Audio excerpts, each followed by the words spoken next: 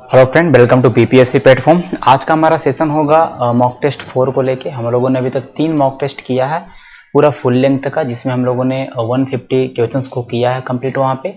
तो आइए स्टार्ट करते हैं आज के मॉक टेस्ट 4 को। ठीक है, जितने भी सवाल इसमें आपको देखने को मिलेंगे, जितने मॉक टेस्ट में, सारे सवालों को आपको ध्यान में रखना है, रिवाइज करते जाना है। कहीं पे भी ऐसा नहीं है कि चलो बाद में देख लेंगे, जो अगर नहीं समझ में आया तो उसको आप गूगल करिए या बुक्स के थ्रू देखिए, लेकिन चीज़ों को समझिए। यहाँ पे मेरा ये होता है कि मैं आपको पूरा समझा ही दूँ, और लेकिन ज़्यादा मैं डिटेल में नहीं जा सकता क्योंकि वीडियो लंबा हो जाएगा।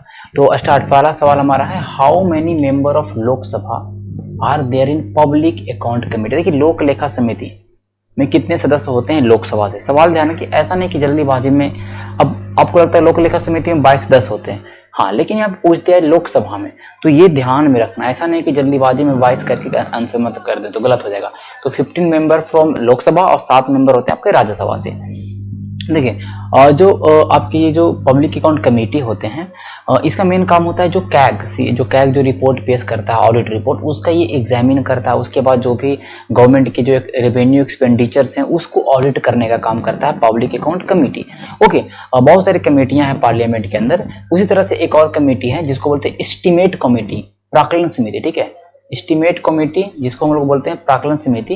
अब प्राक्कलन समिति में सदस्यों की संख्या 30 होती है और टोटली रूप से वो लोकसभा के 30 होते हैं। ठीक है, तो अभी जो पब्लिक अकाउंट कमेटी के अध्यक्ष है वो अधीर रंजन चौधरी हैं। ओके, पब्लिक अकाउंट कमेटी 1921 में गठित हुआ था, और अभी इसके सदस्य कौन है, सॉरी, इसके जो अध्यक्ष कौन है, अधीर रंजन चौधरी। वही अगर प्राक्कलन समिति की बात करेंगे, इसके अध्यक्ष गिरीश बापट।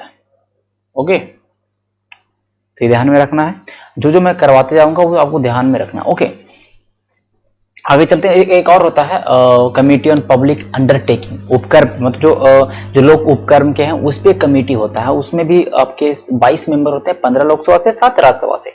ये 3 कमेटी बहुत महत्वपूर्ण, उसको आपको याद रखना है। ठीक है, उसके बाद कह रहा है कि the dispute between centre and state. देखिए, सेम चीज मैंने आपको बहुत बार बता चुका कि सुप्रीम कोर्ट के पास कुछ ओरिजिनल जुडिक्शंस होते हैं, सुप्रीम कोर्ट के पास कुछ मूल क्षेत्राधिकार होते हैं कि उस पर अगर उस तरह का कोई भी डिस्प्यूट्स आए, कोई मामला आया, तो सुप्रीम कोर्ट ही उस पर केवल डिसीजन या जो भी चीजें कर सकती है केसेस को, तो वो होता है ओरिजिनल जुडिक्शंस। तो ओरिजिनल जुडिक्शंस की बात करेंगे तो आर्टिकल 131 के अंदर आता है। ठीक है, ना कि 130 के अंदर। आर्टिकल 131 संविधान में कहता है कि जो फेडरल डिस्प्यूट है, 2 स्टेट के बीच में कोई प्रॉब्लम हो गया, सेंट्रल स्टेट के बीच में कोई प्रॉब्लम हो गया, तो उन केसेस पे केवल सुप्रीम कोर्ट का अधिकार है कि उस पे जो भी चीजें कर सकते हैं। तो वो ओरिजिनल जुडिक्शंस आर्टिकल नंबर 131, इस बात को ध्यान रखिएगा। अब देखिए, आर्टिकल 129 याद रखना है कि सुप्रीम कोर्ट एक अभिलेखीय न्यायालय, कोर्ट ऑफ रिकॉर्ड है। क्या है? एक कोर्ट ऑफ रिकॉर्ड है, अभिलेखीय न्यायालय, ये ध्यान रखिएगा। ओके, तो ये हमारा हो गया। उसके बाद आर्टिकल 130, आर्टिकल देखिए 130 जो है ना, इसमें ये सब कुछ नहीं है। ठीक है, आर्टिकल 130 में सब कुछ नहीं है। तो आर्टिकल 130 में है क्या भाई? Seat of supreme court, supreme court कहां बैठेगी इसके बारे में आर्टिकल 130 कहता है। ओके, उसके बाद आर्टिकल 131 में आप आ जाइए तो आपका ओरिजिनल जुडिक्शन है। आप आर्टिकल 132 में आइएगा तब आपको अपीलीय क्षेत्राधिकार आपको देखने को मिलेगा। किसमें? अपील क्षेत्र, आर्टिकल 131 में देखने को मिलेगा। ठीक है, इस बात को आपको याद में रखना है। ठीक है, सॉरी 132 में, नोट 131 में तो हमारा ये हो गया, 132 में मिलेगा। ठीक है, तो ध्यान में रखना कि जो कुछ केसेस के मामले में अपीलीय अधिकार है, फिर 133 है उसमें भी आपको सिविल में मामलों में अपीलीय अधिकार है, फिर 134 है उसमें भी क्रिमिनल मामलों में अपीलीय अधिकार है। तो ये सारे आर्टिकल्स आपको ध्यान में रखने हैं। आगे चलते हैं। On which of the following fund, देखिए मैं ये बता चुका था कि जो सुप्रीम कोर्ट या हाई कोर्ट के जज होते हैं उनका जो पेमेंट उनको मिलता है, उनका सैलरी मिलता है, वो एक भारित व्यय होता है हमारे संचित निधि पर। कंसोलिडेटेड फंड ऑफ इंडिया पर क्या होता है? भारित व्यय होता है। आर्टिकल 266 में भी हमें देखने को मिलेगा। और कॉन्टिजेंसी फंड, आकस्मिक निधि, आर्टिकल 267 में आपको देखने को मिलेगा। ओके, जैसे कि जो भी सुप्रीम कोर्ट के जज हैं, हाई कोर्ट के जज हैं, इन सारे का जो पेमेंट होता है, प्रेसिडेंट का है पेमेंट, कैग का पेमेंट है, ये सब का पेमेंट एक कंसोलिडेटेड फंड ऑफ इंडिया पर एक क्या है? भारित व्यय है। मतलब जब भी वो मतलब उसका बिल लोकसभा राज्यसभा में पेश होगा तो उस पर वोटिंग नहीं होगा। ठीक है, उस पर वोटिंग नहीं होगा, ध्यान रखिएगा। Who can remove the chairman of State Public Service Commission? देखिए, स्टेट पब्लिक सर्विस कमीशन के चेयरमैन को हटाने का अधिकार प्रेसिडेंट के पास है। जब रिकमेंडेशन सुप्रीम कोर्ट से होगा तो प्रेसिडेंट हटा सकती है। इस बात को आपको ध्यान में रखना। ठीक है, तो यहाँ तक कोई दिक्कत नहीं। आगे चलते हैं। सवाल नंबर 5 हमारा क्या कर रहा है? तो सवाल नंबर हमारा 5 जो कह रहा है द नंबर ऑफ मेंबर, देखिए मैं बता चुका हूँ पिछले सेट में। ये सवाल रिपीटेड होते जाएंगे, बट इससे आपको परेशान नहीं होना। ठीक है, ये सवाल कह रहा है कि अब देखिए यहाँ पे एक चीज और मैं आपको बता दूं कि स्टेट पब्लिक सर्विसन जो सर्विस कमीशन हैं, इस बात को ध्यान रखिएगा कि इनको अपॉइंट कौन करते हैं, गवर्नर, लेकिन इनको हटाते कौन है, प्रेसिडेंट। ये चीज कभी भी मतलब कंफ्यूजन नहीं होना चाहिए, ठीक है, ध्यान रखिएगा। Okay, the number of member nominated by governor in the legislative council. तो देखिए गवर्नर के द्वारा 1/6 मेंबर, जितने भी उनके स्ट्रेंथ होता है, मतलब जो भी विधान परिषद का जो स्ट्रेंथ होगा, उसके 1/6 सदस्यों को गवर्नर क्या करता है, मनोनीत करता है अलग अलग फील्ड से, ध्यान रखिएगा। एलएम सिंघवी कमेटी, देखिए एलएम सिंघवी कमेटी सब जितना, देखिए एलएम सिंघवी कमेटी हो जाए, ठीक है, और भी बहुत सारी कमेटियां, जैसे कि अगर आप बात करेंगे अशोक मेहता कमेटी है, बलवंत राय मेहता कमेटी है, जीके वी के राव कमेटी, सारे कमेटी जो है जो ये पंचायत से संबंधित, ठीक है, पंचायती राज से। तो देखिए बलवंत राय मेहता कमेटी ये आया था 1957 में, जो त्रिस्तरीय पंचायत की बात करता है, जो 3 टायर ऑफ गवर्नमेंट। फिर एक अशोक मेहता कमेटी ये बोलेगा 2 टायर ऑफ गवर्नमेंट की बात करें 1977 में। ओके, उसके बाद जी वी के राव कमेटी आएगा, ठीक है, वो 1985 में आता है, इस बात को ध्यान रखिएगा। उसी तरह से जो एल एम सिंघवी आता है वो 1986 में। तो कभी कभी सवाल कैसे आता है ना कि इसको अरेंज करने के लिए आता, पहले कौन सा कमेटी आया, तो ये चारों कमेटी का नाम याद रखना है। एल एम सिंघवी कमेटी 1986 में आया था और इसने न्याय पंचायत की बात की थी कि न्याय पंचायत का गठन होना चाहिए पंचायत के अंदर, ठीक है, न्याय पंचायत की बात की थी। Okay, where can order of delimitation commission can be चल, देखिए डिलिमिटेशन कमीशन जो होता है, परिसीमन आयोग होता है, उसकी आदेशों को कहीं पे भी चुनौती नहीं दे सकते, कांट बी चैलेंज। ओके, तो नन ऑफ द एबव हो जाएगा। किस आर्टिकल के तहत शेड्यूल कास्ट का जो मतलब कमीशन है उसको बनाया गया, देखिए शेड्यूल कास्ट का जो कमीशन है वो आर्टिकल 338 के अंदर बनाया गया, और 338 के ए के अंदर क्या है, तो ये शेड्यूल ट्राइब का कमीशन है। तो ये मैं बता चुका था पिछले क्लास में, सवाल रिपीट होते रहते हैं। ओके, इस बात को ध्यान रखिएगा। सवाल नंबर 9 को चलते हैं। Who among the following has authority to create all India, all India service की जो करने का मतलब कि जो ऑथोरिटी है नया क्रिएट करने का, ये राज्यसभा के पास बहुत ही एक तरह का कह सकते हैं कि स्पेशल राइट है राज्यसभा के पास। लोकसभा के कंपेरिजन में राज्यसभा के पास एक स्पेशल राइट है कि जब भी अखिल भारतीय सेवा कोई भी नया सृजन करना है तो ये आपका अधिकार किसके पास है, तो आपके राज्यसभा के पास। इस बात को आप ध्यान रखिएगा, राज्यसभा एक रेजोल्यूशन पास करती है, इस बात को ध्यान रखिएगा, ठीक है। तो ये कोई भी ऑल इंडिया सर्विस की मतलब कहने की स्थापना इस्टेब्लिशमेंट कर सकती है। 86 अमेंडमेंट 2002 आपको याद होगा कि 6 से 14 वर्ष के जो बच्चे होते हैं उनको फ्री कंपलसरी एजुकेशन प्रोवाइड करने का, तो राइट टू एजुकेशन, ठीक है। 86 कॉन्स्टिट्यूशनल अमेंडमेंट 2002। ओके, आगे चलेंगे। The organisation of agriculture and animal husbandry, देखिए ये हमारा डीपीएसपी है। डीपीएसपी में जो आपका है किस तरह से मतलब कृषि और पशुपालन का संगठन करना है, वो मतलब कुल मिला के ये जो हमारा दिया गया है, ये कौन से आर्टिकल में ये सवाल पूछा। देखिए हमने डीपीएसपी आयरलैंड से लिया था, इस बात को ध्यान रखिएगा, और ये हमारा आर्टिकल 48 में, आर्टिकल 48 में, तो ये आपको ध्यान में होना चाहिए, ठीक है। उसी तरह से देखिए आर्टिकल 40 के बारे में आपको पता होना चाहिए कि आर्टिकल 40 में क्या है। आर्टिकल 40 में आपको ग्राम पंचायत है, ओके, ग्राम पंचायत है। ओके, 44 तो सबको पता होना चाहिए कि ये यूनिफॉर्म सिविल कोड है। ओके, और आर्टिकल 49 जो भी हमारे राष्ट्रीय महत्व के स्मारक है उनकी सुरक्षा करना, ये हमारा डीपीएसपी में आपको देखने को मिलेगा आर्टिकल 49 के तहत। ओके, और आर्टिकल 50 तो आपको पता है कि जो न्यायपालिका का एग्जीक्यूटिव से जो सेपरेशन उसका आपको देखने को मिलता है, और आर्टिकल 51 अंतर्राष्ट्रीय शांति की बात करता है। तो ये सारे आर्टिकल्स आपको याद रखना चाहिए। कमेंट करके बताइए कि फ्री लीगल एड, निःशुल्क विधिक सहायता किस आर्टिकल्स में है, ये आपको कमेंट करके बताना है। आगे चलते हैं हम लोग।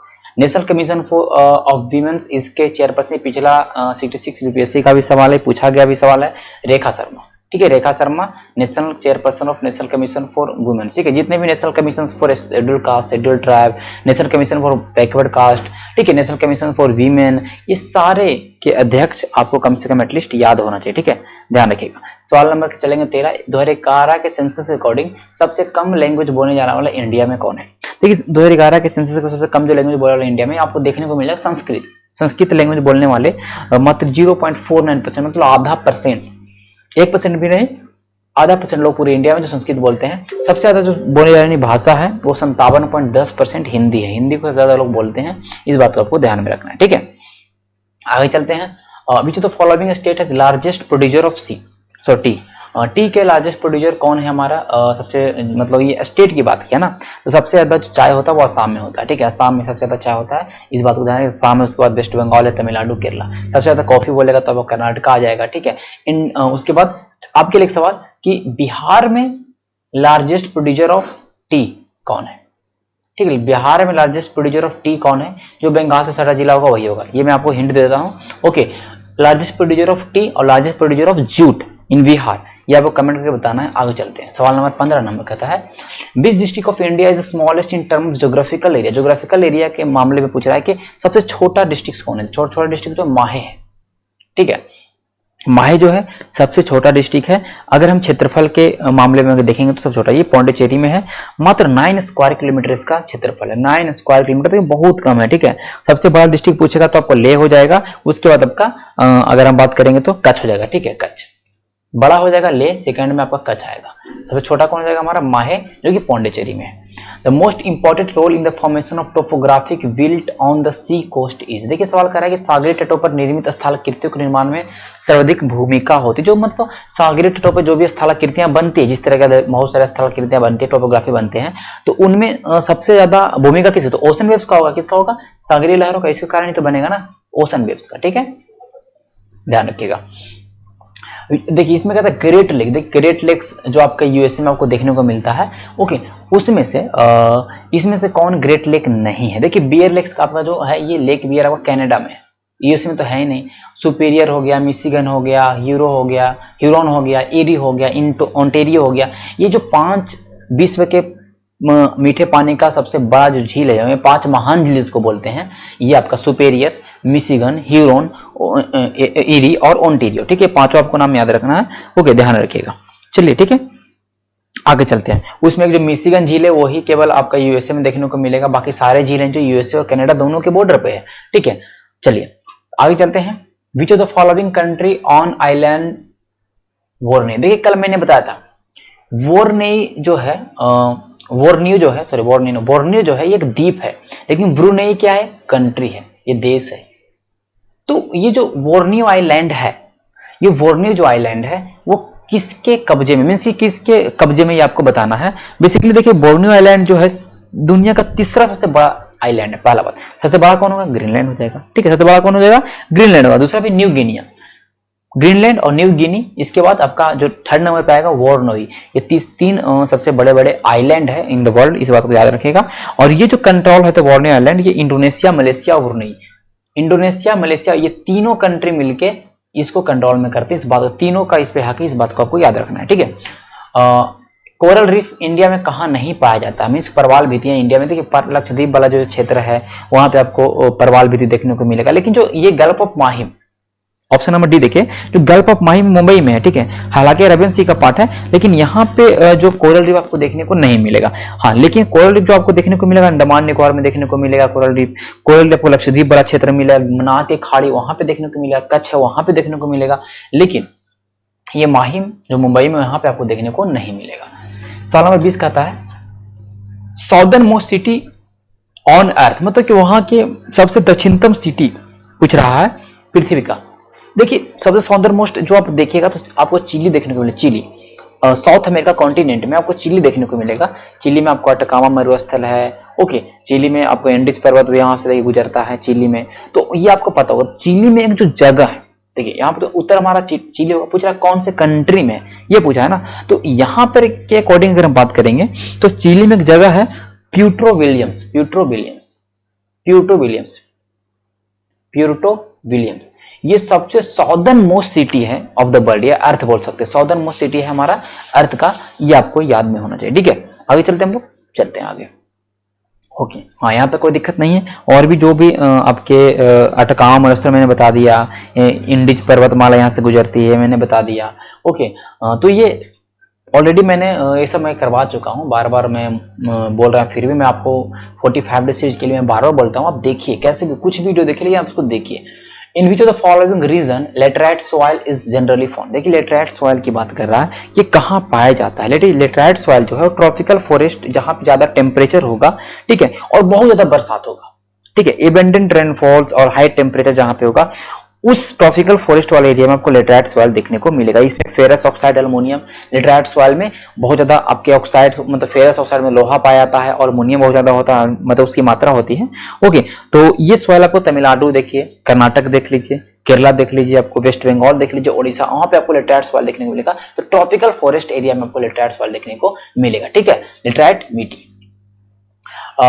Where do Semang tribes live in tropical forest. देखिए सीमांग ट्राइब्स की बात करेंगे। ये जो है ट्रॉपिकल फॉरेस्ट, मलेशिया का ट्रॉपिकल फॉरेस्ट में आपको सीमांग ट्राइब देखने को मिले। तो ये सवाल पूछने के लिए कह रहा है कि आपको इस सीमांग जनजाति कहाँ पाई जाती है बेसिकली। ठीक है, तो ये मलेशिया में पाई जाती है। ये सबसे ज्यादा डेंजरस ट्राइब्स है, इस बात को ध्यान रखिएगा। ओके, इसको ध्यान रखिएगा। ओके, आगे चलते हैं। In which of the following country are the Mato Grosso plateau. देखिए ये अगर आपने मैप देखा होगा, मैं मतलब साउथ अमेरिका का मैप देखा होगा, तो माटो ग्रासो प्लेटो में ऑलरेडी मैं सब कुछ बता चुका हूं ज्योग्राफी में। तो मैंने जो आपको एमसीक्यू थ्रू मैंने ज्योग्राफी जो करवाया हूं मैं, मतलब ये 45 डे सीरीज में, या जो भी मैंने एमसीक्यू वाला सवाल करवाया वहां पे, तो ज्योग्राफी ऑलमोस्ट मैंने सारा कुछ करवा दिया है जो प्रीलिम्स लेवल का हो। ठीक है, तो माटो ग्रासो प्लेटो आपको ब्राजील में देखने को मिलेगा। कहां देखने को मिलेगा? ब्राजील में। ब्राजील में आपको कैंपोज घास का मैदान भी देखने को मिलेगा। ठीक है, तो ये आपको देखिएगा, आपको कहां मिलेगा? तो ब्राजील में। ठीक है, ये ध्यान रखिए। आगे चलते हैं। Which of the following district of Bihar share maximum boundary with Uttar Pradesh. देखिए उत्तर प्रदेश सबसे ज्यादा बाउंड्री शेयर करेगा, वो जो है आपका सबसे बड़ा डिस्ट्रिक्ट आप देख सकते हैं यहाँ पे वेस्ट चंपारण है। ठीक है, सबसे ज्यादा शेयर करता है बाउंड्री।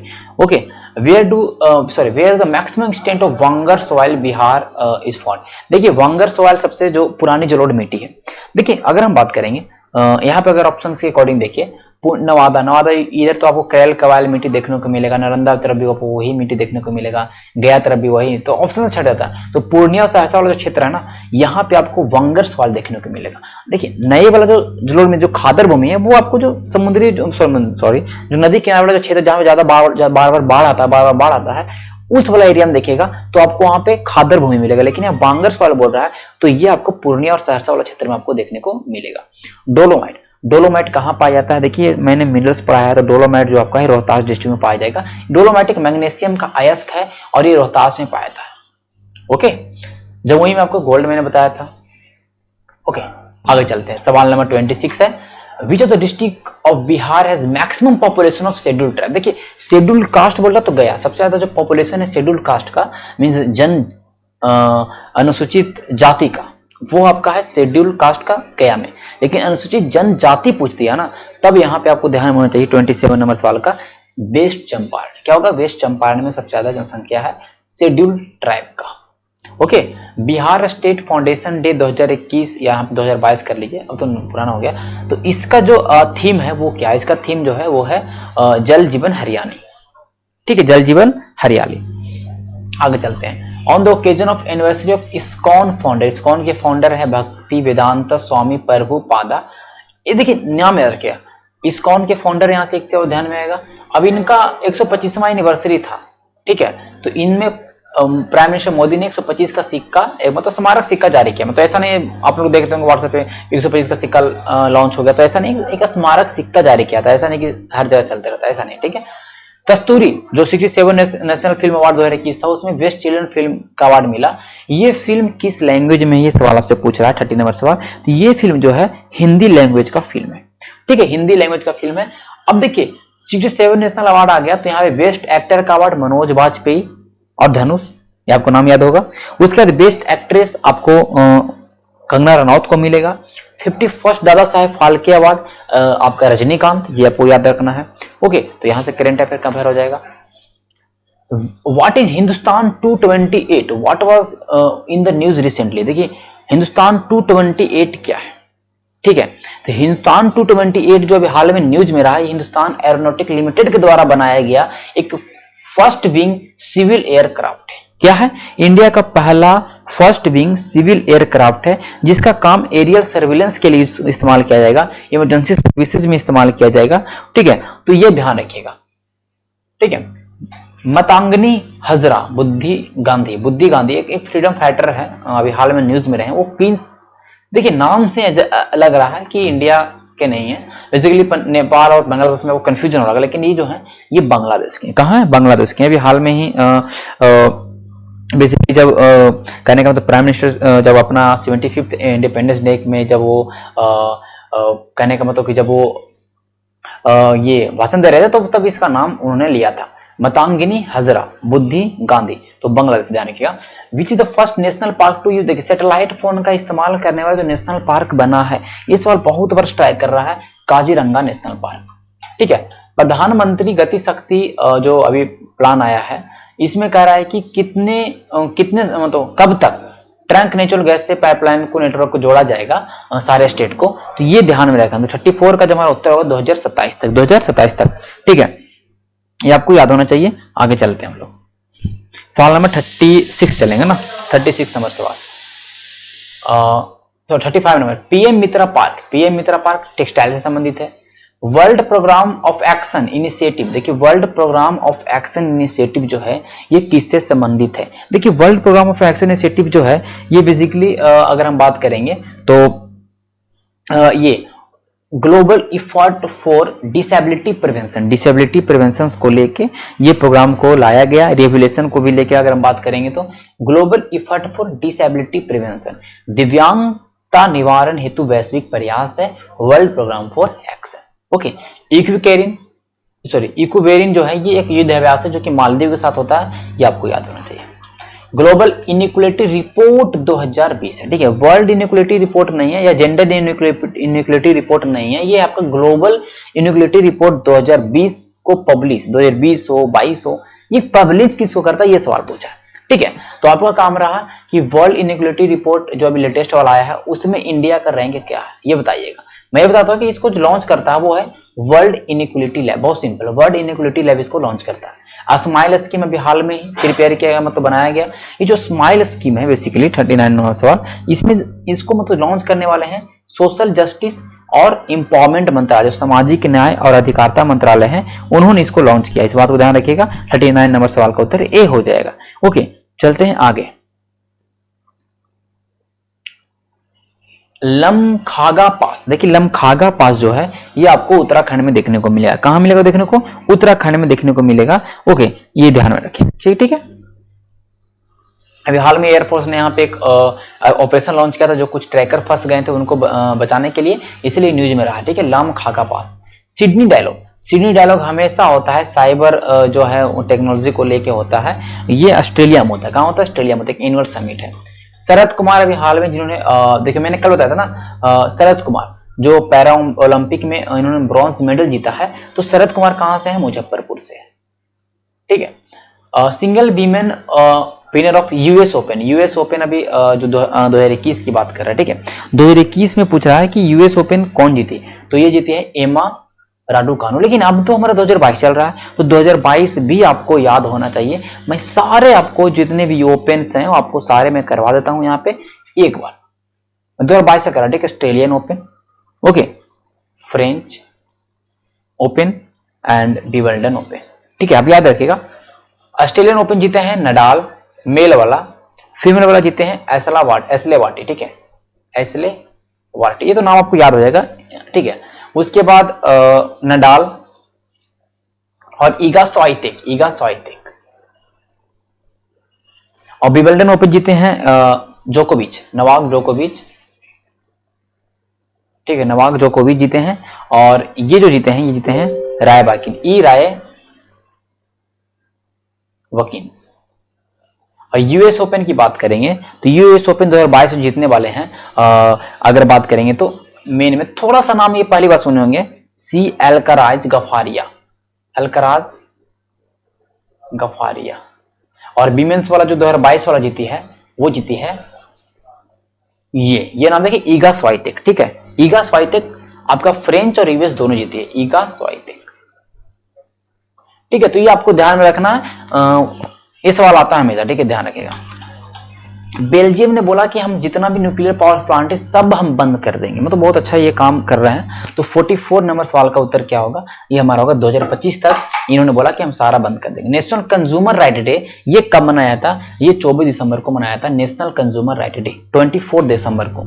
कह रहा है कि सेंट्रल गवर्नमेंट हाल में ही उन्होंने डिसाइड किया है कि एक सिक्योरिटी जो कैटेगरी जैसे कैटेगरी का मतलब सिक्योरिटी का अलग category, X category, Y category, Z plus category, तो उसमें महिला कमांडो को शामिल करेंगे। तो जेड प्लस सिक्योरिटी जो है उसमें महिला कमांडो को भी शामिल किया जाएगा, इस बात को ध्यान रखिएगा, ठीक है। जेड प्लस सिक्योरिटी कुछ कमेटी ने बताया, रिकमेंड किया था कि जो महिलाओं के जो उम्र मतलब शादी का जो उम्र है उसको 21 साल कर दिया, 18 भी है अभी 21 कर दिया है, ठीक है। तो ये ध्यान रखिएगा। 47 नंबर सवाल का उत्तर हो जाएगा हमारा जया जेटली, ठीक है, Jaya Jaitley.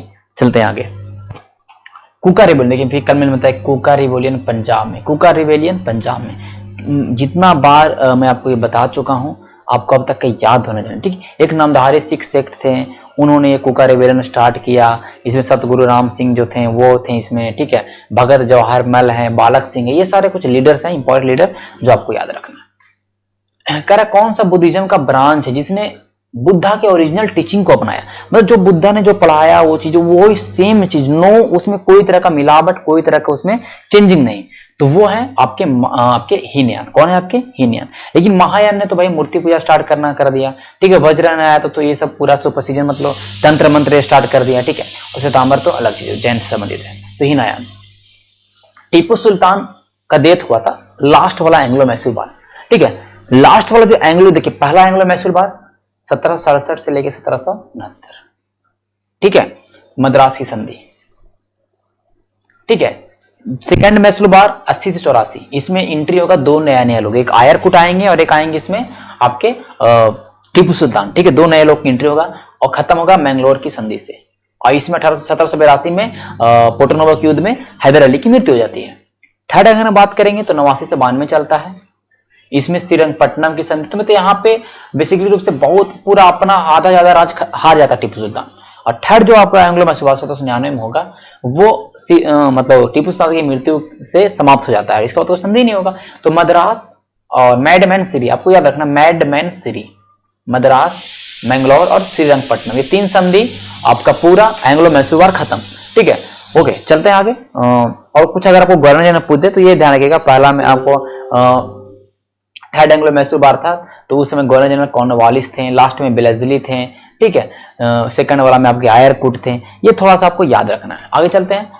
We charter act abolish the company, देखिए ये कह रहा कि चाय वाला जो, देखिए स्टार्टिंग में जब 1813 का चार्टर एक्ट आता है तो उसने एकाधिकार को खत्म कर दिया, लेकिन कुछ एकाधिकार को रखा, जैसे चीन के साथ चाय वाला व्यापार, ये सब व्यापार को रखा था। लेकिन जब 1833 का जो एक्ट आएगा ये पूरे रूप से संपूर्ण रूप से सारे एक्ट, मतलब ये कहने का मतलब है कि एबॉलिश कर देगा, ठीक है, मतलब खत्म कर देगा सारे एक अधिकार को ईस्ट इंडिया कंपनी के। पंडित जवाहरलाल नेहरू कौन से सेशन में रहते? पंडित जवाहरलाल नेहरू 1937 का जो हुआ था फैजपुर में, गांव में होने वाला एकमात्र कांग्रेस सम्मेलन जो 1937 में हुआ था, ये इसकी अध्यक्षता कौन किए थे? पंडित जवाहरलाल नेहरू किए थे। बेसिकली 1929 में जो लाहौर सेशन था उसमें पंडित जवाहरलाल नेहरू थे, 36 में लखनऊ सेशन उसमें पंडित जवाहरलाल नेहरू हैं, तो ये अलग बात है। लेकिन यहाँ पे ऑप्शन के अकॉर्डिंग 1937 से हमारा इस सवाल का मतलब आंसर होगा, ठीक है। आगे चलते हैं। सवाल नंबर 53 कह रहा है कि कौन हंटर कमीशन जब आया एजुकेशन को लेकर तो इसने किस पे एम्फेसाइज किया? तो ये एम्फेसाइज करने वाला प्राइमरी और सेकेंडरी एजुकेशन को लेकर एम्फेसाइज किया था, ना कि गर्ल चाइल्ड को, ठीक है। तो ये ध्यान 1882-1883 वाला टाइम पीरियड में आया था। Earliest evidence of agriculture Mehrgarh, सबसे पहले कृषि का साक्ष्य मेहरगढ़ में मिलता है ना 7000 बीसी पहले का, यह आपको पता होना चाहिए। निसका, देखिए निसक शब्द का इस्तेमाल एक ऑर्नामेंट के लिए होता था, मींस कि आभूषण के लिए होता था वैदिक काल में, ऋग वैदिक काल में, ठीक है। बट लेटर वैदिक जब आएगा तो धीरे धीरे इसका इस अर्थ का परिवर्तन हो, इस अर्थ का यूज एक तरह से कॉइन के रूप में होगा, ठीक है। निसक एक कॉइन के रूप में होगा इस्तेमाल। लेकिन निसक जब ऋग वैदिक टाइम में पीरियड होगा तो इसका मतलब होता है एक ऑर्नामेंट, एक तरह का जेवर, ठीक है, आभूषण। Which of the following inscription of Ashoka devoted entirely to religious tolerance? देखिए मतलब धार्मिक सहिष्णुता को लेके जो अशोका का जो मतलब कहने का मतलब अशोक धर्म था, ये सारे तो किस मतलब शिलालेख में है ये आपको बताना है। तो जो इंस्क्रिप्शन जो मेजर एडिक्ट है, मेजर रॉक एडिक्ट 12वां नंबर वाला, उसमें आपको सारे धर्मों के प्रति जो अशोका का जो व्यू है, पॉइंट ऑफ व्यू है, उसके बारे में दिखाया गया है। ये 56 नंबर सवाल का उत्तर हमारा हो जाएगा बी, ठीक है। आगे चलते हैं। सवाल number 57, which dynasty built the famous Khajuraho temple? Khajuraho temple Chandel के द्वारा बनाया गया, ये आपको याद होना चाहिए। ओके, चलते हैं आगे। लेक्चर फ्रॉम कोलंबो, देखिए कोलंबो से अल्मोरा, ये जो बुक्स है ये बुक लिखा गया है स्वामी विवेकानंद के द्वारा। किसके द्वारा लिखा गया है? स्वामी विवेकानंद के द्वारा ये बुक लिखा गया। स्वामी विवेकानंद का जन्म नरेंद्रनाथ दत्त के रूप में हुआ था। बाद में फिर जो अजीत सिंह थे, जो मतलब खेतरी के राजा, उनके द्वारा इनको स्वामी विवेकानंद का नाम मिला। ठीक है, इनका जन्म 12 जनवरी 1863 को हुआ, इसलिए 12 जनवरी को नेशनल यूथ डे मनाते हैं। इन्होंने रामकृष्ण मिशन की स्थापना 1897 में किया, रामकृष्ण मिशन। ठीक है, और 1899 में इन्होंने बेलूर मठ का स्थापना किया और इनकी जो मृत्यु हुई वो बेलूर मठ में हुई। ठीक है, तो मैंने इतना एक्स्ट्रा चीज बता दिया आपको जो आपको ध्यान में रखना है। Whom did Guru Nanak appoint as his successor. देखिए गुरु नानक के बाद, देखिए अब ध्यान रखिए, स्टार्टिंग में कौन आए? गुरु नानक। इन्होंने स्टार्ट किया लंगर व्यवस्था। क्या स्टार्ट किया इन्होंने? लंगर व्यवस्था। फिर आते हैं गुरु अंगद। कौन आते हैं? गुरु अंगद, जिसने स्टार्ट किया गुरुमुखी। क्या स्टार्ट किया? गुरुमुखी, जो एक तरह का लिपि था वो स्टार्ट किया गुरु अंगद ने। देखिए गुरु नानक, गुरु अंगद, उसके बाद आएंगे अमरदास, वो महत्वपूर्ण नहीं है। अमरदास के बाद आएंगे रामदास। रामदास अमृतसर की स्थापना करते हैं। रामदास के बाद आएंगे अर्जुन देव, जिन्होंने गोल्डन टेम्पल बनाया और जिसको जहांगीर ने प्रोसिक्यूट किया, जहांगीर ने जिनको मतलब फांसी दिया। ठीक है, तो नानक, अंगद, अमरदास, रामदास, अर्जुन देव, यहां तक आप हो गया। फिर उसके बाद आएगा हर गोविंद, जो अकाल तख्त का निर्माण करवाते हैं। फिर एक हर राय आएंगे, कोई महत्वपूर्ण नहीं। हर किशन आएंगे, नो इंपॉर्टेंट। फिर आएंगे तेग बहादुर, जिसने आनंदपुर की स्थापना किया, जिसको औरंगजेब ने फांसी चढ़ाया, मींस की सजाए मौत दिया। फिर उसके बाद गुरु गोविंद सिंह खालसा पंथ के संस्थापक। ये सारे आपके सिख वाला जो था आपका कंप्लीट हो गया, इस बात को ध्यान रखिएगा। ठीक है, क्या उत्तर होगा? Guru Angad. Guru Angad is the right answer. Which act, अगर पब्लिक सर्विस कमीशन जो आपका 1926 में इसका स्थापना हुई थी, ली कमीशन के सिफारिश पे, या बोल सकते ली कमीशन की अगुवाई में इसकी स्थापना हुई थी, तो ये किस एक्ट के according? Government of India act 1990। ठीक है, 1919। ठीक है, 1919। महबूब इलाही, ये शेख निजामुद्दीन औलिया सूफी संत थे, इनको महबूब इलाही बोलते थे। इस बात को मंदिर के एक और नाम बोल सकते हैं कि इनको बोला जाता था, महबूब इलाही बोला जाता था। और ये ऐसे सूफी संत हुए जिन्होंने 7 सुल्तानों का साम्राज्य देखा, मतलब 7 राजा इनके रहते भर में आए और गए। ठीक है, 7 सुल्तान दिल्ली सल्तनत का। विक्रमशिला बिहार, धर्मपाल। विजयनगर इंपायर हम्पी में आपको देखने को मिलेगा। विजयनगर इंपायर की अगर बात करेंगे तो फिर आपके सामने एक सवाल आएगा कि जो विजयनगर इंपायर था उसमें बेसिकली 4 वंश रहे हैं। ठीक है, बेसिकली हरिहर बुक्का के द्वारा स्थापना किया गया। ओके, हरिहर बुक्का तो संगमा डायनेस्टी के थे, तो इसमें आपको 4 मिलेंगे, संगम, सुलभ, तुल्लुभ, अराबिडु। संगम, सुलभ, तुल्लुभ और अराबिडु। तो सबसे लास्ट में अराबिडु आएंगे, और अराबिडु में एक सबसे लास्ट में मतलब कमजोर रहता है जो उनके राजा हैं राम राय, तो उन्होंने वो युद्ध लड़ेंगे, मतलब जो दक्कन के जो मुस्लिम आपके शासक थे उनके थ्रू उनके विरुद्ध, और उनकी हार होगी 1565 में तालीकोटा का युद्ध। बहुत महत्वपूर्ण है, 1565 में तालीकोटा का युद्ध होगा और इससे पूरा आपका विजयनगर साम्राज्य खत्म हो जाएगा। ठीक है, तो याद रखिए। अब देखिए थोड़ा सा विजयनगर इंपायर में आपको मैं एक्स्ट्रा चीज बता देता हूं, बहुत महत्वपूर्ण है। कृष्णदेव राय, बहुत महत्वपूर्ण। आंध्र भोज, इनको बोलते थे आंध्र भोज, इनको बोलते थे कृष्णदेव राय को। कृष्णदेव राय को इनके दरबार में अष्ट दिग्गज रहता था, अष्ट दिग्गज, इनका नाम आंध्र भोज। ठीक है, इनके समय में डोमिंगो पेस, इनके समय में बारबोसा। ठीक है, ये सब इनके समय में यात्री आए। इसके एक और है, देखिए अब्दुल रजाक, एक यात्री है अब्दुल रजाक, जो देवराय सेकंड के समय में आएंगे। सवाल बीपीएससी ने पूछा है। अब देखिए देवराय फर्स्ट, ये भी एक राजा हैं देवराय फर्स्ट, इनके समय निकोलो डी कॉन्टी आएंगे। तो इतना सारा मैं आपको बता दिया, ये ध्यान में रखना है। ठीक है, Who among the following did not contribute to establishment of Home Rule League? देखिए होम रूल लीग 2 जगह बनेगा, एक तो अप्रैल 1916 में बनेगा, किसी द्वारा? बाल गंगाधर तिलक के द्वारा। जो पूना और जो आपका क्षेत्र है पूना महाराष्ट्र वाला क्षेत्र, मतलब महाराष्ट्र वाला जो क्षेत्र है उधर मतलब ये मतलब इसका प्रचार करेगा।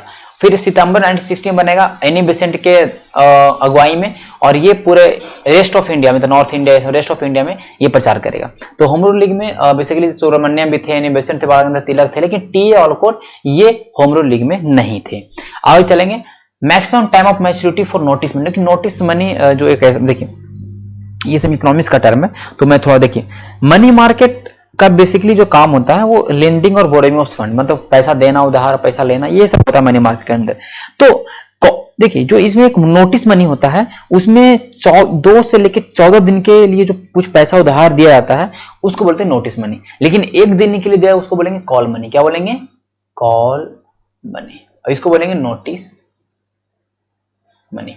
द फर्स्ट न्यूज़पेपर जो इंडियन के द्वारा इंग्लिश लैंग्वेज में बनाया गया, उस न्यूज़पेपर का नाम था हिंदू पैट्रियट। हिंदू पैट्रियट, ठीक है। देखिए मैं इंग्लिश पढ़ रहा हूं लेकिन पूरा मैं हिंदी में चीजों को बोल रहा हूं, तो हिंदी वालों को दिक्कत नहीं है। और सामने हिंदी वाला आपका दिख रहा है आपको, तो वो ध्यान रखिए, चीजों को समझिए, हिंदी इंग्लिश ये सब चीज भेदभाव मत करिए।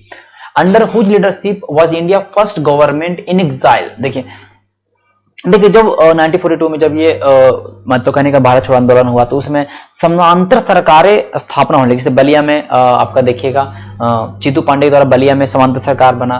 तो उसी समय ये कह रहा ना कि अफगानिस्तान में एक समांतर सरकार बनी थी महेंद्र प्रताप सिंह के मतलब अगुवाई में। महेंद्र प्रताप सिंह की अगुवाई में आपके अफगानिस्तान में आपको ये कब बनी थी? ये फर्स्ट वर्ल्ड वॉर के समय बनी, सबसे पहले 1914 से 18 के बीच में टाइम पीरियड था। फर्स्ट वर्ल्ड वॉर के समय ही महेंद्र प्रताप सिंह के द्वारा अफगानिस्तान में एक समांतर सरकार की स्थापना हुई, ठीक है। ओके, ये ध्यान रखिएगा। लेकिन मैंने समांतर सरकार की बात की तो फिर 1942 समय में चित्तू पांडे जो है बलिया में, उनके द्वारा स्थापना होगा समांतर सरकार का, ठीक है। ठीक है, 17 में भी आपको देखने को मिलेगा, जो मैं ऑलरेडी मैं करवा चुका हूं। चोला पीरियड फेमस था विलेज पंचायत को लेकर, स्थानीय सेल्फ लोकल गवर्नमेंट को लेके, ये ध्यान में रखिए, ठीक है। सेल्फ लोकल गवर्नमेंट भी देगा तो वो भी ध्यान रखिए, ग्राम पंचायत देगा, स्थानीय स्वशासन देगा, ये सब ध्यान में हमको रखना, ठीक है। बेसिकली चोला नौसैनिक के लिए प्रसिद्ध है, ये भी आपको याद रखना है। Who among the following formed the British सार्वजनिक सभा? देखिए ब्रिटिश सार्वजनिक सभा की बात करेंगे 69 नंबर सवाल का, तो वो दादा भाई नौरोजी के द्वारा इसकी स्थापना हुई। ओके, ध्यान रखिएगा, ठीक है। इसका काम था ये कि जो भारतीय लोगों का जो सवाल है वो ब्रिटेन में जाके ब्रिटेन के नेताओं से पूछा जाए, उनको इन्फ्लुएंस किया जाए कि उससे भारतीय लोगों का कुछ भला हो। ये दादा भाई नौरोजी का 2021 से पहले कहा है कि world India trade policy WTO के द्वारा कब रिवाइव किया गया। देखिए इंडिया ट्रेड पॉलिसी हमेशा मतलब उसके रिव्यू किया जाता है, ठीक है, रिव्यू किया जाता है। तो इसके पहले अगर हम बात करेंगे तो 2015 में रिव्यू किया गया था, फिर उसके बाद 2021 में रिव्यू किया गया, ये ध्यान में रखना, ठीक है। शेयर ऑफ स्टेट टैक्सेस, देखिए ये सवाल पूछ रहा है कि जो सरकार 100 रुपया कमा रही है, केंद्र सरकार 100 पैसा, ठीक है, नॉट 100 रुपया, 100 पैसा अगर कमा रही है, तो वो सरकार स्टेट शेयर मींस की जो राज्यों को जो बांटती है टैक्सेस में हिस्सा दे देती है, जो हॉरिजॉन्टल और वर्टिकल डिवैल्यूएशन होता है, उसमें कितना परसेंट अपने 100 पैसे में बांट देती है। 20 पैसा मैं सब कुछ बता चुका हूं कि गवर्नमेंट कॉफर में कितना रुपया कहां से आता है, मैं बता चुका हूं, और कितना रुपया कहां जाता है ये मैं बजट में अच्छे तरीके से पढ़ा चुका हूं। ओके, तो ये आपको पूछने के मतलब ये मुझे दोबारा बताने की जरूरत नहीं है। देखिए अगर मैं बताऊं सरकार के पास 100 रुपया अगर 100 पैसा आया तो 58 पैसा अप्रत्यक्ष और प्रत्यक्ष करों से आती है, 35 पैसा वो उधारी लेते हैं, बोरोविंग्स एंड अदर लायबिलिटीज तो है, 5% जो गैर जो मतलब टैक्स रेवेन्यू है उससे लेते हैं, मतलब सरकार के पास आती है, जिसमें 16% देखिए 58 पैसा जो सरकार को टैक्सेस से आ रहा है उसमें 16% जीएसटी से आ रहा है, इनकम टैक्स से 15% आ रहा है, फिर कॉर्पोरेशन टैक्स से 15% आ रहा है, और भी टैक्स छोटे छोटे। मैंने वो भी बताया था कि 2 पैसा सरकार के हिस्से में जो आती है वो नॉन डेट कैपिटल रिसीट, गैर ऋण पूंजीगत प्राप्ति से आता है। लेकिन पैसा जाता जो है उसमें 20 पैसा जाता है इंटरेस्ट पेमेंट्स में, ब्याज भुगतान, जो सरकार लोन ली है ना भारत सरकार, उसमें 20% चला जाता है, ठीक है। और लगभग ध्यान रखिएगा लगभग 70% जो पैसा है, मतलब लगभग 70% पैसा जो 17 पैसा जो है वो सरकार केंद्र सरकार राज्यों में बांट देती है, केंद्र सरकार राज्यों में बांट देती है। और सबसे ज्यादा जो पैसा मिलता है वो किसको मिलता है? यूपी को, ठीक है, यूपी को मिलता है इस बात को लगभग 17%। मैंने बोला कि 100 रुपया अगर टैक्स का कलेक्शन हुआ देन वो 100 रुपीज में 49% सरकार सेंट्रल गवर्नमेंट अपने पास रखेगी and 41% divided among the all state 28 state जो उसमें 41 बांटता है, और 41 में भी आपका देखिए कि बिहार को 10% मिलता है, मतलब 4.12%, 40 का 41 रुपया में 4.12 रुपया जो है मिलता है बिहार को, मीन 10%, और यूपी को 17% लगभग, ठीक है। बिटवीन विच स्टेशन कंट्री 100 किसान रेंज जो है वो संगोला से शालीमार के बीच में चली थी, संगोला से शालीमार के बीच में चली थी, ये आपको ध्यान में होना चाहिए, सवाल नंबर 72 का उत्तर होगा, ठीक है। देखिए और भी सवाल मतलब बिहार बजट में, लेकिन मैं अभी नहीं करवाऊंगा, बहुत लंबा वीडियो हो जाएगा। देवलाली से दानापुर में चला था पहला, देवलाली से दानापुर के बीच में चला था पहला किसान रेल, और ये 100 किसान रेल है संगोला से शालीमार। फिर कह रहा है कि किसने कंपेयर किया था मुद्रास्फीति को लुटेरों से, तो ये जो कंपेयर करने वाले हैं वो प्रोफेसर ब्रह्मानंद और प्रोफेसर वकील है। मुख्यमंत्री कन्या सुमंगल योजना उत्तर प्रदेश ने स्टार्ट किया है, ठीक है। क्या इसके अंदर है ये मतलब कहने का मतलब है कि 15,000 रुपये उनको मिलेगा उनके जन्म से लेके जब 12th क्लास तक पहुंचेगी तब तक कि उनको 15,000 रुपया 6 कैटेगरी में मिलेगा, इस बात को ध्यान रखिएगा। प्रोजेक्ट अभय किसके द्वारा स्टार्ट किया गया, दिल्ली के द्वारा, ठीक है। प्रोजेक्ट अभय किसके द्वारा स्टार्ट किया गया, दिल्ली के द्वारा स्टार्ट किया गया, इस बात को ध्यान रखिएगा, ठीक है। जिसमें पूरा कंप्लीट सिक्योरिटी फॉर गर्ल्स के लिए ये स्टार्ट किया गया है। अभी हाल में गैब्रियल बोरिक करके नाम इनका यंगेस्ट प्रेसिडेंट बने हैं, किस कंट्री का, देखिए 76 नंबर चिली, मैंने जस्ट बताया चिली, प्यूटो मैंने बताया था अभी कि एक सबसे जो सदर मोस्ट सिटी है उनके प्यूटो विलियम्स, वो जो उसके बारे में मैंने बताया, यहाँ पे आपको चिली भी आ गया। What are the rank of India in recently Asia power index में इंडिया का रैंक क्या, देखिए Asia power index, Asia Pacific वाला जो आपका है, इस इंडेक्स में इंडिया का रैंक चौथा है। इसके तो पहला कौन है, US, second China, third is Japan and fourth is India. Who among the following is appointed UNICEF के न्यू चीफ कौन बने, यूनिसेफ का स्थापना 1946 में है कि नहीं, और इसका हेडक्वार्टर न्यूयॉर्क में, ओके। अभी 192 मेंबर है, ओके। इसके जो न्यू चीफ है वो कैथरीन रसेल है, कैथरीन रसेल। G20 समिट 2022 का G20 समिट जो है वो इंडोनेशिया 22 में जितना समिट हुआ सब इंडोनेशिया में हुआ, 2023 वाला जितना समिट होगा G20 का वो इंडिया में होगा, ठीक है। तो G20 2023, ठीक है, G20 का स्थापना बेसिकली 1999 में हुआ था, तो G20 का 2023 का जो बैठक होगा उसका अध्यक्षता इंडिया करेगा, कौन करेगा, हमारा भारत, ओके। इसके पहले देखिए, पहले इटली था, 21 वाला, 22 वाला इंडोनेशिया को मिला, 23 वाला इंडिया को मिला, ठीक है। देख रहे हैं बात को, आई annihilation of caste, doctor B R Ambedkar द्वारा लिखा गया बुक है, ठीक है, annihilation of caste. First joint stock company जो भारत में ट्रेड करने के लिए आई थी वो कंपनी थी डचों का, किसा कंपनी था, डचों का कंपनी था, ठीक है। तो ये आपको ध्यान में होना चाहिए। आगे चलते हैं, गांधी थ्योरी का ऑब्जेक्टिव इसमें से कौन नहीं है, देखिए गांधी थ्योरी का, देखिए नॉन वायलेंस, सही बात है भाई। सत्याग्रही को बहुत ज्यादा, जो भी सत्याग्रही होंगे उनको विश्वास होना चाहिए अपने प्रति, मतलब रिजॉल्व के प्रति, ठीक है, अपने जो भी उद्देश्य के प्रति। Satyagrahi should not have malice toward, कोई गंदा विचार, मतलब ये मतलब अपने विरोधी के प्रति कोई उनके गलत सोच नहीं होना चाहिए। फिर ऑप्शन नंबर देखिए, ये तीनों तो सही आपको लग रहा है, लेकिन देखिए फर्स्ट नंबर क्या कह रहा है ना कि सत्याग्रही का ऑब्जेक्टिव होना चाहिए कि उनके दुश्मनों को, देखिए सत्याग्रह जो है उनका ऑब्जेक्टिव है कि अपने दुश्मन नॉट मींस कि जिनके खिलाफ विरोध कर रहे हैं उनको उनके मन में परिवर्तन कर दे, उनका मन परिवर्तन करके चीजों को सही कर ले, ना कि उनको हराने का। ये तो ये हमारा ए इज द ऑप्शन, यहाँ पे ए हमारा आंसर हो जाएगा, ठीक है। फर्स्ट नेटिव रूरल ऑब्जेक्टिव, देखिए ये मैं 75 बार बता चुका हूं कि जो आपका निजाम ऑफ हैदराबाद 1798 में ही सब्सिडरी अलायंस को, इन्होंने जो सब्सिडरी अलायंस जो आपका था उसको एक्सेप्ट किया था, निजाम ऑफ हैदराबाद, ओके। अब सिंधिया ऑफ ग्वालियर, देखिए सिंधिया ऑफ ग्वालियर बहुत ज्यादा हेल्प किया था आपका, कहने का मतलब है कि ब्रिटिश का, ठीक है, Scindia of Gwalior. Who was related to Ryotwari settlement, देखिए रैतवाड़ी सेटलमेंट मुंड्रो और टॉमस और रीड, ठीक है, मुंड्रो और रीड ने रैतवाड़ी सेटलमेंट लाया मद्रास वाला क्षेत्र में। ये जिसमें रैतवाड़ी सेटलमेंट में क्या था कि जो आपका किसान था वही खेत का मालिक होता था, ही कैन ट्रांसफर और लीज किसी को दे सकता है अपना भूमि को, तो ये रैतवाड़ी सेटलमेंट था। उसके पहले परमानेंट सेटलमेंट था, बंगाल वाला क्षेत्र में चला था, ठीक है। तो ये आपको जो कॉर्नवालिस में आया था ये आपको ध्यान में। जब फिर उसके बाद देखिए आपका महल वाली व्यवस्था, हॉल्ट मैकेंजी, ये आपको नाम याद होगा। आगे चलते हैं, which of the following first institutions established by राजा राम मोहन राय के द्वारा जो पहला इंस्टीट्यूशन स्थापना किया गया था। मैंने कल बताया था कि आपको नाम याद रखना है, आपको डेट याद रखना है। आत्मीय सभा 1814 में और ब्राह्मण समाज 1828 में। आर्य समाज तो भाई आपका स्वामी दयानंद सरस्वती के द्वारा किया गया था, ठीक है, तो ये आपका तो आएगा नहीं। तो ये आपको ध्यान में रखना है कि आत्मीय सभा जो है आपका पहला ऐसा इंस्टीट्यूशन है जिसका स्थापना राजा मोहन राय के द्वारा करवाया गया था, ठीक है। मैं थोड़ा सा पानी पी लेता हूँ, बोलते बोलते थक जाता हूँ।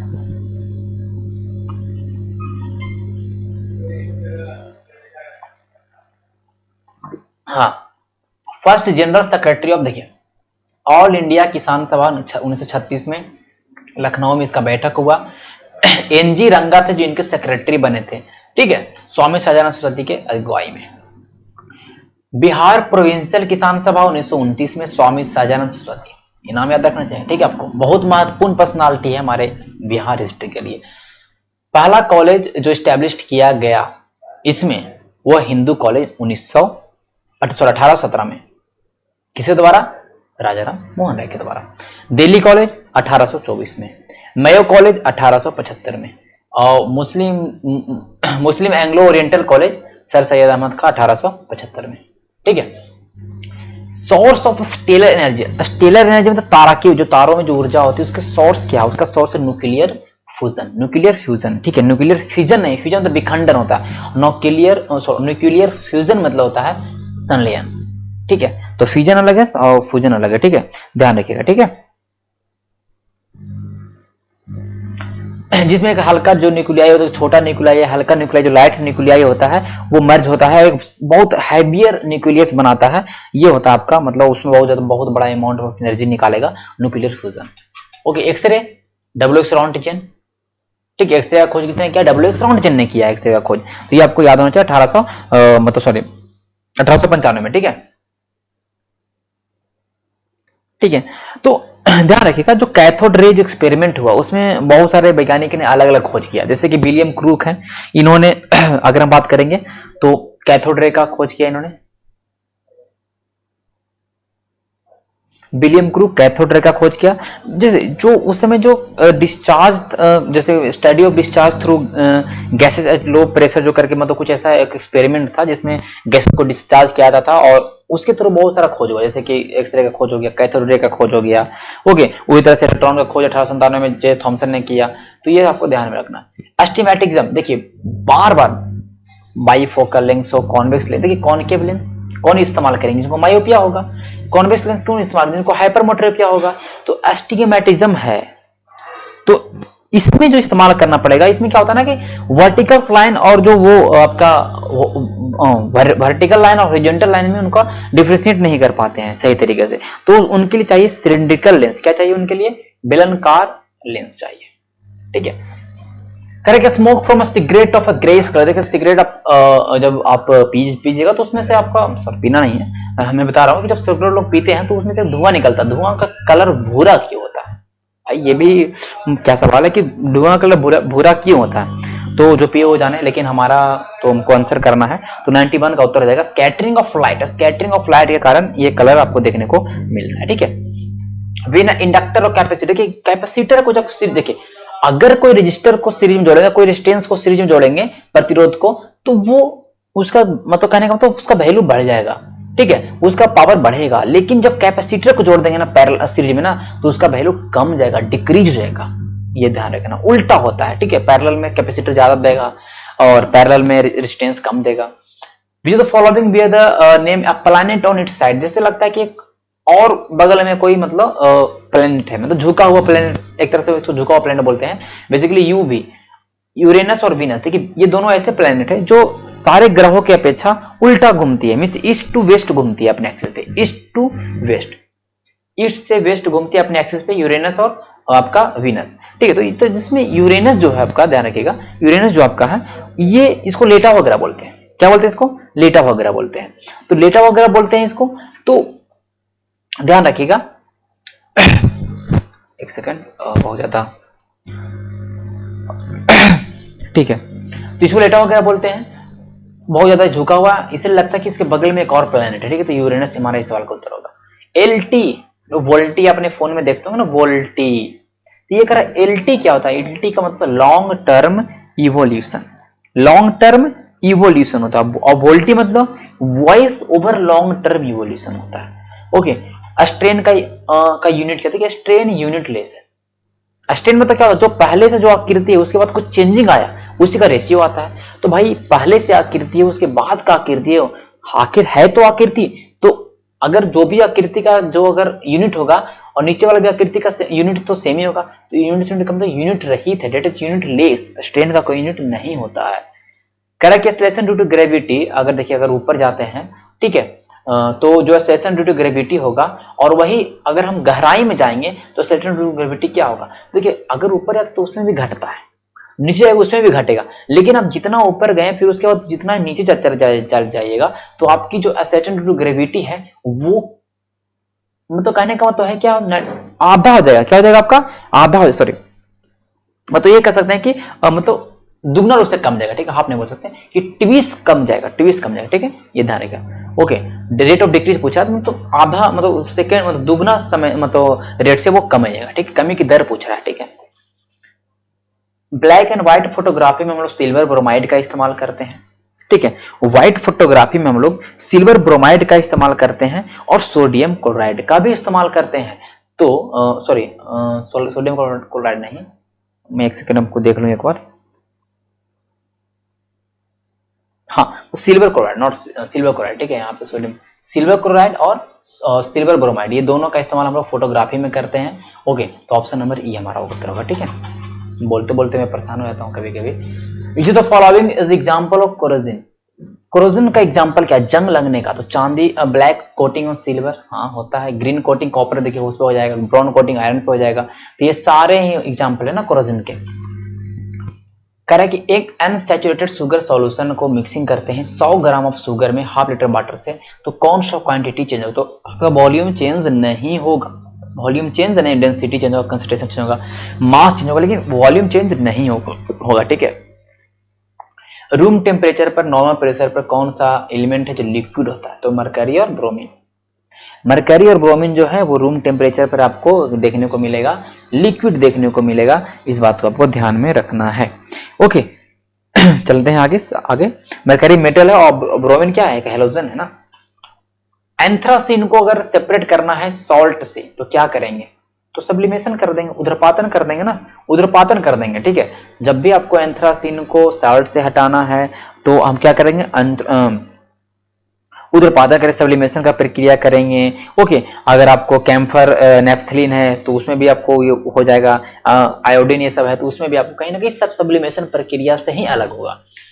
पर्ल, ठीक है, पर्ल्स जो आपका है मोती जिसको बोलते हैं, इसका मुख्य घटक क्या है, तो पर्ल्स का जो मुख्य घटक बेसिकली है वो कैल्शियम कार्बोनेट और मैग्नीशियम कार्बोनेट, इससे बना होता है, ठीक है, कैल्शियम कार्बोनेट और मैग्नीशियम कार्बोनेट से बना होता है पर्ल्स, इस बात को ध्यान में रखिएगा, ठीक है। आगे चलेंगे, सॉफ्टेस्ट मिनरल टॉल्क, ठीक है, सोपस्टोन, ये किससे बना होता है, बहुत ही सॉफ्टेस्ट मिनरल है, बहुत ही मतलब मुलायम है, टॉक है एक तरह से, तो ये जो आपका बना होता है वो होता है मैग्नीशियम सिलिकेट से, किससे, मैग्नीशियम सिलिकेट से, ठीक है, ध्यान रखिएगा, मैग्नीशियम सिलिकेट से। इसका इस्तेमाल बेबी पाउडर में इस्तेमाल करते हैं, ध्यान रखिएगा। Which of the following pair is incorrectly match, pyrene fire extinguisher के रूप में इस्तेमाल करते हैं, सही बात है, सल्फर डाइऑक्साइड से एसिड होता है, सही है, फ्रियोन हो रेफ्रिजरेंट में, फ्लोरीन क्या है, कार्बन का इलेक्ट्रॉन है ना, तो ये हमारा डी हो जाएगा। Laughing gas nitrous oxide. Which of the following disease is caused by excess of iron, ज्यादा देखिए कम है तो एनीमिया हो जाएगा, ज्यादा आयरन है तो आपके पास क्या हो जाएगा, सिड्रोसिस हो जाएगा। बायोलॉजिकल ऑक्सीजन डिमांड एक स्टैंडर्ड क्राइटेरिया है, ये एक स्टैंडर्ड क्राइटेरिया है किस चीज को लेके, आपके सामने ऑप्शन है, option A B C D. देखिए अगर हम बात करेंगे 7 नंबर सवाल का तो इसका हमारा उत्तर हो जाएगा सी नंबर। एक स्टैंडर्ड क्राइटेरिया है पॉल्यूशन इससे in aquatic ecosystem, aquatic ecosystem में कितना पॉल्यूशन मतलब उसको जांचना, ठीक है, वो होता है biological oxygen demand. If contest of organic evolution, जैविक विकास के अगर परिप्रेक्ष्य में देखेंगे तो सांपों के अंगों के नुकसान, देखिए सांप में अगर जो अंग आपको देखने को नहीं मिल रहे थे, सांप में आपके पैर नहीं होते हैं, तो वो कैसे हुआ, ऐसा माना था पहले था, तो यूज जैसे यूज करना, जैसे disuse, use and disuse of organ, अगर अंगों का इस्तेमाल करना बंद कर देंगे तो धीरे धीरे वो लुप्त होते चले जाएंगे। हाइड्रोपोनिक्स क्या होता है, हाइड्रोपोनिक्स होता है कि प्लांट को बिना सॉइल के पानी, मतलब उसको मतलब कहने का मतलब प्लांट को ग्रो करना बिना सॉइल के, बिना मिट्टी के, इसको बोलते हैं हाइड्रोपोनिक्स बोलते हैं। ठीक है, हाइड्रोपोनिक्स बोलते हैं। ठीक है, सवाल नंबर 110 बात करते हैं।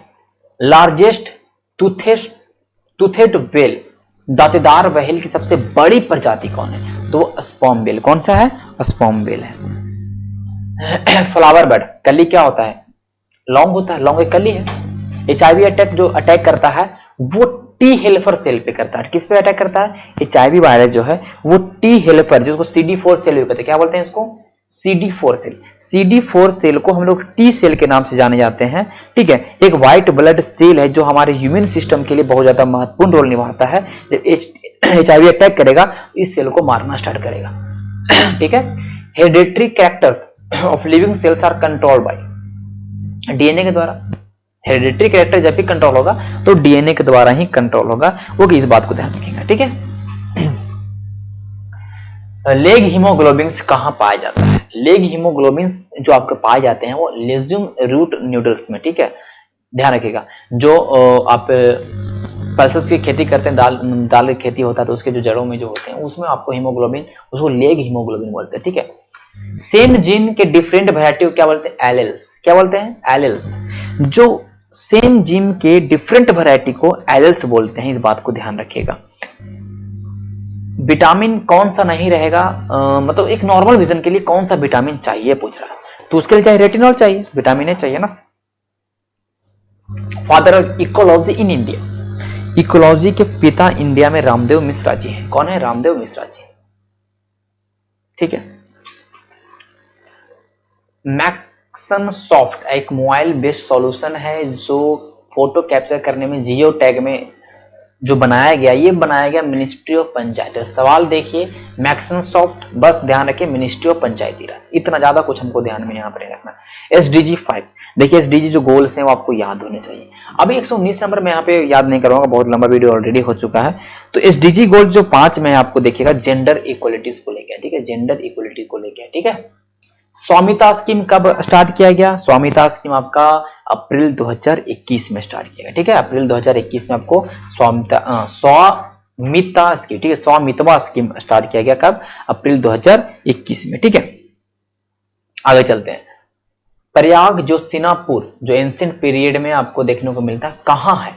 देखिए, प्रयाग जोशीनापुर जो आपको देखने को मिलेगा ये असम वाला रीजन में आपको देखने को मिलेगा। जब देवपाल हैं और जो उत्कल था उन्होंने पाला एम्पायर वाला जब समय ना, उस समय इनको जीत लेता है। बेसिकली कामरूप और जो असम वाला रीजन था वो ये इसको बोलते हैं, जिसको देवपाल ने जीता था। ये आपको जहां एनसीईआरटी में देख लीजिए, लुसेंट में देख लीजिए, आपको देखने को मिल जाएगा। ठीक है, बख्तियार खिलजी तिरहुत क्रॉस किया था अपने आर्मी के साथ और लखनौती की ओर जा रहा था 1202 में, किसके शासन काल में? देखिए 122 नंबर सवाल है, नरसिंह देव। ठीक है, नरसिंह देव। देखिए नन्या देव कर्नाट वंश के संस्थापक। ठीक है, नन्या देव कर्नाट वंश के संस्थापक है, ये आपको ध्यान में होना चाहिए। ठीक है, यहां पर उत्तर में नरसिंह देव होगा। PM ग्रामीण डिजिटल लिटरेसी कैंपेन, इसमें पहला फर्स्ट टॉप पे कौन आया? मधुबनी। डिजिटल लिटरेसी में टॉप पे कौन आया है? आपका मधुबनी आया है। ठीक है, और लेकिन पब्लिक ग्रीवेंस रिड्रेसल्स ये जो है इसमें टॉप पे आया सुपौल जिला। ठीक है, ग्लूकोनाइट, ग्लूकोनाइट किसका अयस्क है? ग्लूकोनाइट जो है ये आपका पोटेशियम का अयस्क है। ठीक है, और बेसिकली ये अभी हाल में ही पाया गया है बहुत जबरदस्त रूप से, रोहतास डिस्ट्रिक्ट में इसका मिला है। ठीक है, लेटेस्ट GI टैग किसको मिला है? मिथिला मखानों को मिला है। लेटेस्ट सिलाव, खाजा, भागलपुरी, सिल्क, पटना, कलमी को बहुत पहले मिल चुका है बेसिकली। तो यहां पे आप देख सकते हैं कि 126 नंबर सवाल का उत्तर हमारा सी हो जाएगा। ठीक है, पंचायत इलेक्शन का नोटिफिकेशन कब हुआ? 2021 में जो पंचायत इलेक्शन हुआ, ओके 11 फेज में हुआ ना आई थिंक, तो 11 फेज में पंचायत इलेक्शन हुआ, तो उसके बारे में पूछ रहा है कि इसका नोटिफिकेशन कब जारी किया? 24 अगस्त 2021 को जारी किया गया था।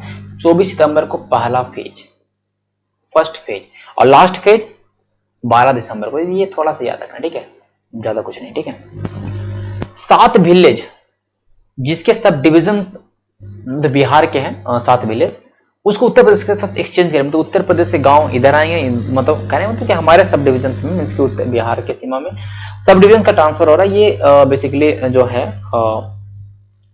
कौन सा सब डिवीजन का? तो बगहा सब डिवीजन। किसका? Bagaha sub division.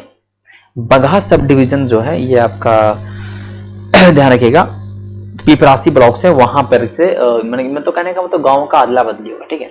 समाज सुधार अभियान नीतीश कुमार ने लॉन्च किया, आपको पता होना चाहिए। समाज सुधार अभियान हाल में ही आपका मोतिहारी से, मोतिहारी गांधी मैदान से, ठीक है, मोतिहारी से कह रहा कि एग्रो क्लाइमेटिक जोन 2 में, जैसे अभी सवाल आया था सर बीपीएससी में कि सबसे ज्यादा जिला किस एग्रो क्लाइमेटिक जोन में है, ठीक है। एग्रो क्लाइमेटिक जोन में पढ़ा चुका हूं सारा मैप के साथ। तो एग्रो क्लाइमेटिक जोन सेकंड में कौन सा जिला आता है, ये सवाल पूछ दिया ना। तो इसमें देखिए एग्रो क्लाइमेटिक जोन सेकंड है, वहां पे 8 जिले आएंगे और उसमें अररिया है। मोस्ट डिसीडियस फॉरेस्ट बिहार में कहां मिलेगा? तो भाई ये तो सिंपल सवाल है। जो डिसीडियस फॉरेस्ट जो आपका है वो बेसिकली आपका इधर क्या बोले किशनगंज वाला क्षेत्र जो है आपका, ठीक है। हिमालयन तराई बेल्ट है, सोमेश्वर रेंज है, ये सब जगह आपको देखने में। तो ऊपर वाला जो क्षेत्र जो है ना वहां पे तो वेस्टर्न चंपारण में आएगा, किशनगंज में आएगा आपका, नन ऑफ द अबव आ जाएगा, ठीक है। जरासंध अखाड़ा राजगीर में है। Balance of payment crisis Indian economy में कब हुआ था? देखिए बैलेंस ऑफ पेमेंट क्राइसिस जो इंडियन इकोनॉमी में हुआ था 1991 में। कब हुआ था? 1991 में हुआ था, ठीक है। 1991 में हुआ था, ध्यान रखिएगा, ठीक है। फिर सेम सवाल आ गया कि 15वें फाइनेंस कमीशन के तहत सबसे ज्यादा पैसा किसको मिलता है? उत्तर प्रदेश को। देखिए 15वें फाइनेंस कमीशन में मैंने अभी जस्ट बताया सबसे ज्यादा पैसा जो मिलता है वो मिलता है उत्तर प्रदेश को, ठीक है। उसके बाद हमारा मिलता है बिहार को, ठीक है, बिहार को मिलता है, ये ध्यान में रखिएगा। लगभग बिहार को मिलता है 10.06%, 10.06। मतलब जो स्टेट में बढ़ता है, स्टेट को कितना बढ़ता है? 41 रुपया, मतलब 41 पैसा। 41 पैसा में बिहार को मिलता है 4.12 पैसा। अब जोड़ लीजिए, है ना, ये 10.06%। ओके आगे चलते हैं। आईएमएफ का ट्रू कौन है इसमें? आईएमएफ एक एजेंसी नहीं है, एजेंसी यूएन का नहीं, गलत बात। आईएमएफ एक एजेंसी है यूएन का, इंडियन मॉनेटरी फंड एक एजेंसी है यूएन का। स्थापना 27 दिसंबर 1945 को क्रिस्टिना जॉर्ज लीवा, मैंने बताया था, ये आपका ध्यान में होना चाहिए। हेडक्वार्टर आपका वाशिंगटन डीसी है इसका। इसका काम है सही है ना, ये किसी को लोन दे सकता नहीं, ये स्टेट गवर्नमेंट को लोन दे सकता नहीं, ये लोन केवल अपने मेंबर कंट्री को देगा जो इसके सदस्य हैं। सोशलिस्ट इकोनॉमी जो समाजवाद अर्थव्यवस्था उसका काम है भैया कि सबसे ज्यादा लोक कल्याण हो सकता है, ठीक है। स्मार्ट मनी, क्रेडिट कार्ड को स्मार्ट मनी बोलते हैं। टीवी हारेगा देश जीतेगा 2025 तक हम लोगों ने लक्ष्य किया है, लेकिन ग्लोबल विश्व का जो लक्ष्य है वो 2030 तक खत्म है, लेकिन हमारा भारत आगे चल रहा है, 2025 तक खत्म कर देंगे टीवी को। सेकेंड 5 ईयर प्लान में हम लोग बेसिक और की इंडस्ट्री पर हम लोगों ने फोकस किया। ओके सवाल नंबर लास्ट हमारे 140 आएगा। गांधीन प्लान 1944 वाला किसने लाया था? देखिए गांधीन प्लान 1944 जो आया था ये लाएगा श्रीमन नारायण अग्रवाल के द्वारा। बाकी जो मैथ है आप सिंपल मैथ कर लीजिएगा, बहुत एवरेज मैथ है, बहुत इजी मैथ है सारे। टाइम एंड वर्क है, पाइप डिस्टेंस है, सॉरी पाइप सिस्टम्स हैं आपके, सिंपल इंटरेस्ट है, रेशियो है। ओके उसके बाद कुछ मीन मीडियन मोड्स हैं, सिंप्लीफिकेशंस हैं आपके, सरफेस एरिया है और एज वाला है। बहुत इजी सवाल है, बना लीजिएगा। आपको सेशन अच्छा लगता है तो एक बार जरूर कमेंट जरूर किया करिए, लाइक किया करिए, दबा के जितना ज़्यादा हो सकता है। आपको मैंने जो बोला है कि 15 सेट आपको मैं 15 सेट एग्जाम से पहले करवा दूंगा। मैं 2500 प्लस सवालों के, अब मैं डेली में इतना एक्स्ट्रा चीज बताता हूँ, कहीं ना कहीं बहुत सवाल मैं करवा रहा हूँ। तो मिलते हैं कल के वीडियो में, तब तक के लिए धन्यवाद।